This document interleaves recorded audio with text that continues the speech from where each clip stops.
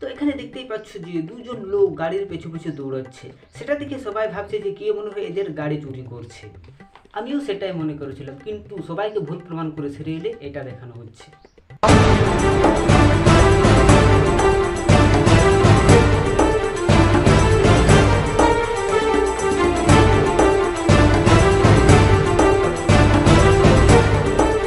আমি তো শুনেছিলাম যে গাড়ি চালানোর জন্য চাবি, গিয়ার, ক্লাচ, ব্রেক এগুলো ইম্পর্টেন্ট, বাট এই প্রথমবার জানলাম যে গাড়ির স্টিয়ারিং ঘোরালে ড্রাইভার হওয়া যায়। What? ইয়েস, এই সিরিয়ালগুলো দেখে আমি আমার মনকে বুঝিয়ে নিয়েছি, এতে ওভার রিয়াক্ট করার কিছু নেই। আর সাপগুলো বা কতদিনই মাটিতে ঘষড়ে বেড়াবে, তাদেরও তো গাড়ি ঘোড়া চালানোর স্বাদ আছে নাকি?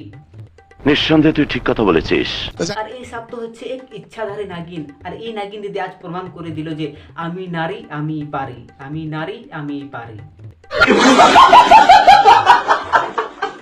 আর এই সাপগুলোর ছিঁড়ি দেখো, সাপ কম আর টেবিল ক্লথ বেশি মনে হচ্ছে। বলেন কি? আর পঞ্চমীর নাগিন রূপের কথা তো না বললেই হয়। পঞ্চমী গ্রামের নাগিন বলে সাপকেও সিঁদুর পরিয়ে, গলায় সিঁদুরের হার পরিয়ে হাজির করানো হয়েছে। ভাগ্যে সাপের হাত পা নেই, না হলে তাকেও হাতে শাখা পোলা পরিয়ে দিত।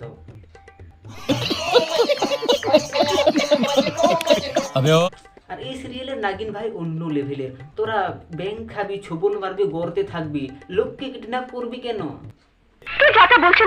হ্যাঁ, আমি ঠিকই বলছি। নাগিনগুলো এবার কিডন্যাপিং করতে শুরু করে দিয়েছে। এবার পঞ্চমীর বাবাকে কিডন্যাপ করে নিয়েছে তারা।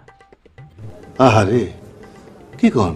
আর পঞ্চমীও না ছোড় বান্দা, তার বাবাকে খোঁজার জন্য আকাশ পাতাল এক করে দিয়েছে। পরে জানতে পারে যে তার বাবাকে বিষহরী নদীতে লুকিয়ে দেওয়া হয়েছে। তারপর আর কি, তার বাবাকে বাঁচানোর জন্য সে সোজা নদীতে ঝাঁপ দেয়। পঞ্চমী তার বাবাকে বাঁচাতে যাচ্ছে, খুবই গর্বের বিষয়, খুবই ভালো ডিসিশন। বাট এই কি ভাই, নদীতে আবার পদ্ম ফুল ফুটে নাকি? এ আবার কেমন নদী ভাই? নদীতে পদ্ম ফুল ফুটে আছে। নদীতে পদ্ম ফুল ফুটে কিনা সেটা পরের কথা, জলের ভিতরে আবার পদ্ম ফুল ফুটেছে, একবার দেখো।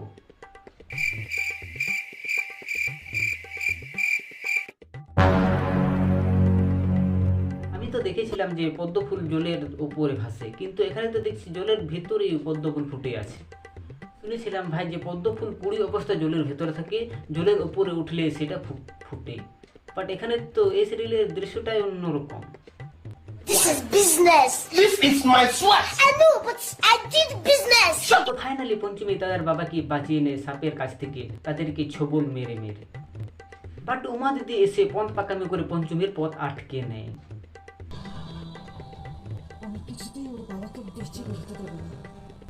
মানে এই বুড়ো বেঁচে আছে?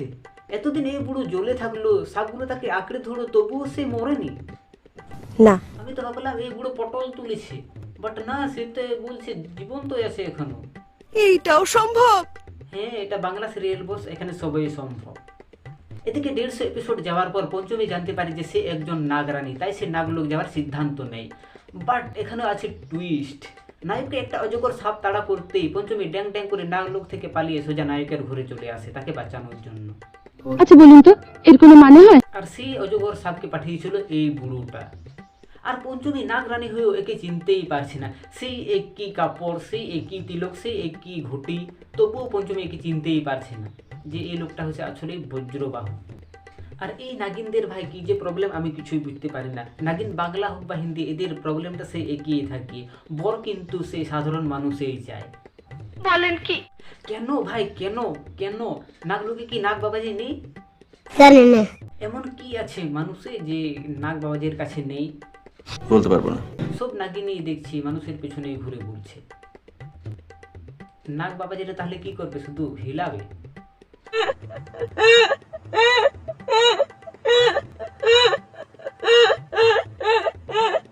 নাগিনকে দেখছি নাগলোক ছেড়ে পৃথিবীতে এসে সাধারণ মানুষের সাথে জুটিয়ে সংসার করছে।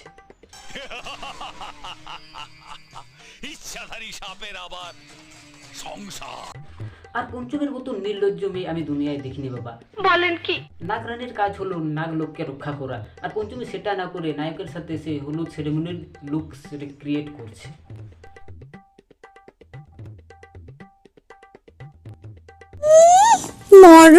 নাগলোককে রক্ষা না করে সে সাধারণ মানুষের সাথে বিয়ে করার স্বপ্ন দেখছে।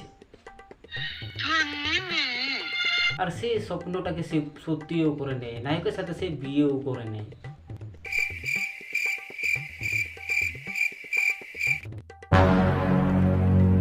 সত্যি আমার কিছু বলার নেই, নাগিনরাই সাধারণ মানুষের সাথে বিয়ে করছে, তাহলে নাগ বাবাজিরা কি করবে? সত্যি আমি আর দেখতে পাচ্ছি না। তো যাই হোক, আজকে ভিডিও এই পর্যন্ত। ভিডিওটা ভালো লাগলে অবশ্যই লাইক কমেন্ট শেয়ার করতে ভুলবেন না। চ্যানেলে নতুন থাকলে চ্যানেলটিকে সাবস্ক্রাইব করে নোটিফিকেশন অন করে দিন নতুন ভিডিও সবার আগে পেতে। তো দেখা হচ্ছে অন্য কোনো ভিডিওতে, ততক্ষণের জন্য বাই।